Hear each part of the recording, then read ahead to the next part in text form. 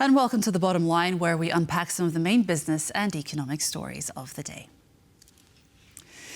Now that we're on the other side of the new year, there's a natural anticipation for improved economic data, but alas, we're still processing last year's industrial production figures. Today, we're going to look at November 2024's industrial production figures in the Central and Eastern European region. Challenges remain, but certain changes can be observed. What comes next and why? To tell us more, we're joined by Lukas Kovanda, chief economist at the Czech Trinity Bank. Hello, and thank you very much for joining us. Good evening. Thank you for having me. So the industrial figures that we see released are out for Slovakia, Hungary, the Czech Republic, and German exports are also bringing our attention. What do these figures tell us about production in these countries and, more importantly, perhaps, the 2025 economic forecast for these countries? The figures are quite low and quite bad for whole region. So because of the stagnation of German economy, all the countries in the region are under pressure or have been under pressure, and this may be seen also from the industrial production numbers.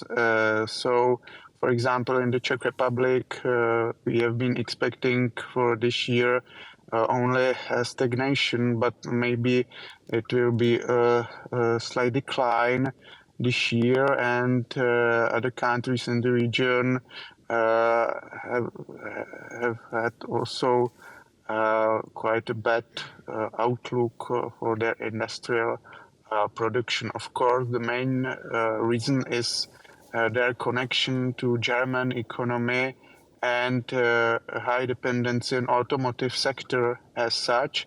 And these factors will contribute this year to stagnation or quite low decline of industrial production. So but you see, we are not expecting you bring up Germany and the automotive industry, but we have seen a little bit of improvement coming out of Germany, only 1.5%, but still that is something when it comes to Germany. And I wanted to ask you, can we consider this as some actual improvement? Is it a fluke? And can we actually expect some kind of knock-on effect in our region in the months to come? German economy has been stagnating and its industrial production has been declining for quite a number of years already, since 2017, 2018. So this may be only one of factor that really isn't something that we should look very positive at, and it's maybe it's something that really is not so important from the longer term point of view.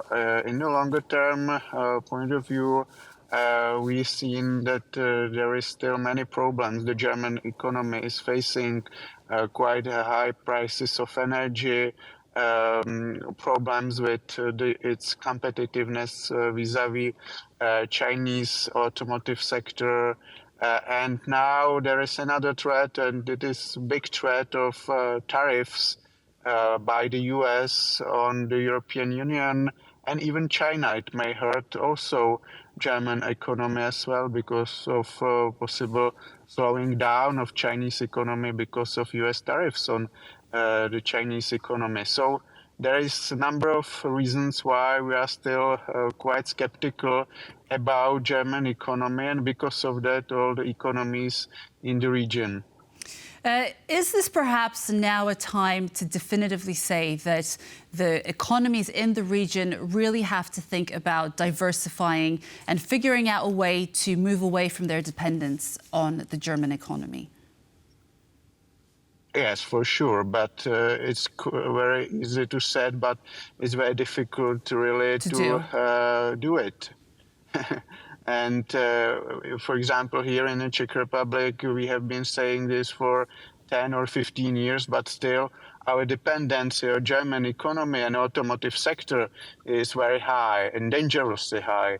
And in Slovakia, the case is even worse. The dependency of Slovaks on German automotive is even higher compared to Czechs. So it's really but not the an easy Hungarians, task for instance, to the Hungarians diversify. are perhaps being a little bit more practical about it and moving into some kind of cooperation, shall we say, collaboration with the Chinese. Obviously, that evokes mixed feelings, but they're being a little bit more practical about it because, you know, as you say, the Czechs are aware of it, but the forecast for 2025 for the Czech economy is 2.4%, 2.7% in 2026. But judging by the industrial production figures for November 2024, we're looking at minus 2.7%. So how do you reconcile those figures?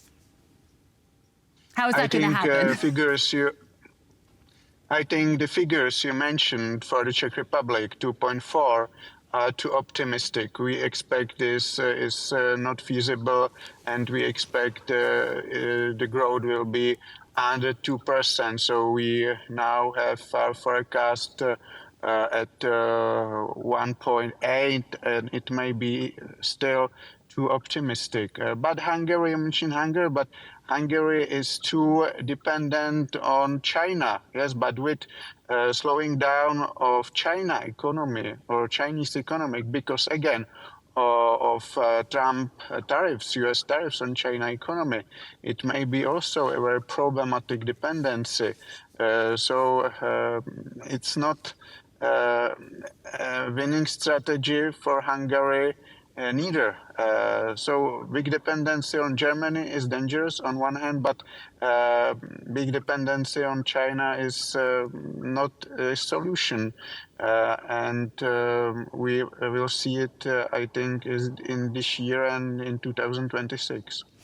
Just very, very briefly, I wanted to hear your opinion on whether or not you think the German economic downturn is actually overblown. We've spoken to some business journalists and some other economists who actually say that what is happening in Germany is a cyclical matter. Would you or would you not agree with that?